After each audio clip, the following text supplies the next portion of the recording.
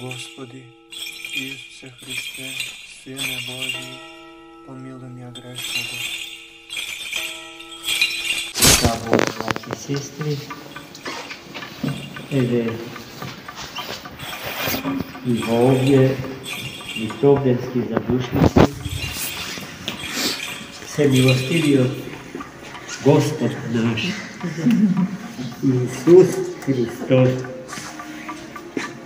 да го изволи да принесеме молитви за спасение на сите наши упокои,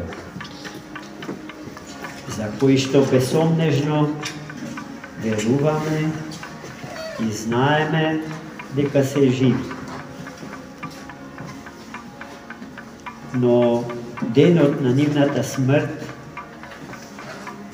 ги затекне недоволно подготвени за тој ден. Па таму, каде што се сега, отидоа со неброено многу добри дела, ама со исто толку промашувања и црнила собирани во душите своји, во неможност ништо за себе повеќе да направи. После смртта нема кајање, постои дури една народна поговорка.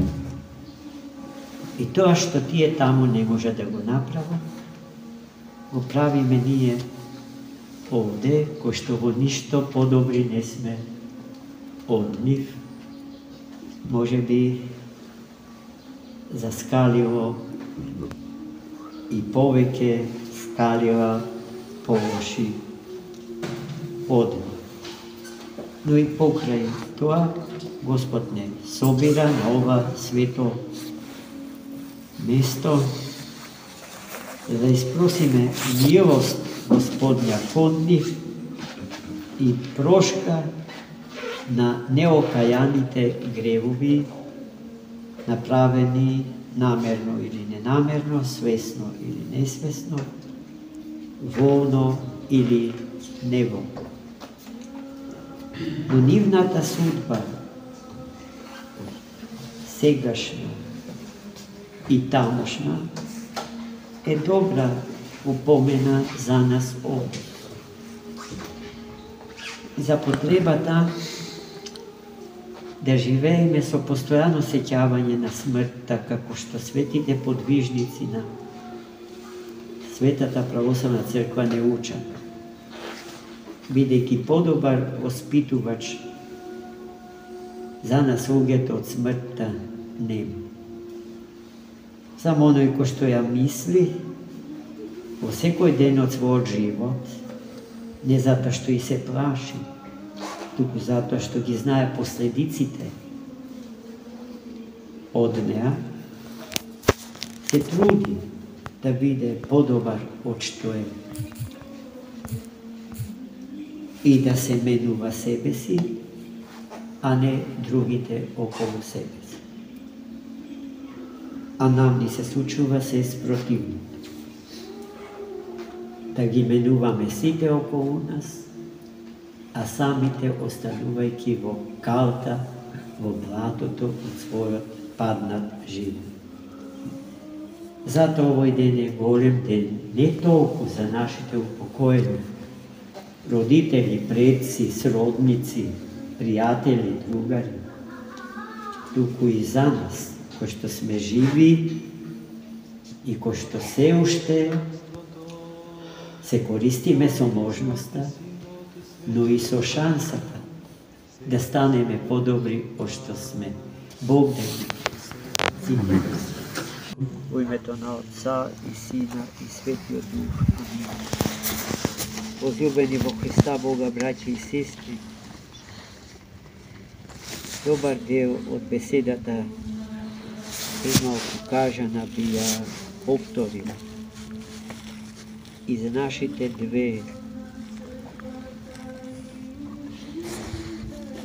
монашињи и настојателки на оваа света обител, за кој што сите знаеме дека се трудеа, не без чувство на грев и паднатост, што е основа. Тоа чувство е основа, фундамент на монашкиот начин на постоење и монашкиот начин на живење, достојно да го носат, да ја носат црната риза, за кое што, зашто ние православните знаеме дека не е сведочење на безнадна тага, не исцелива, не излечлива тага, туку боја на светото покаяние. И како што во уметноста сите други бои произлегуваат од црната боја, така и сите бои на духовниот живот за еден православен монах произлегуваат од црното покајно руво што го носат и му го сведочат на сиот свет и на сите луѓе.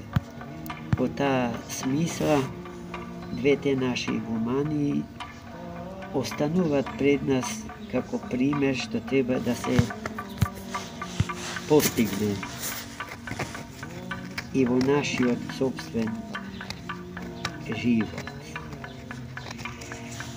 И денеска чувствувам потреба да упатам благодарност на Бога што го имавме во наша близина и бевме сведоци на нивниот прекрасен монашки живот. Би сакал и го молам Бога и новите монашки генерации барем во еден малечок дел да ги следат нашите калишки игумани. Амин. Амин.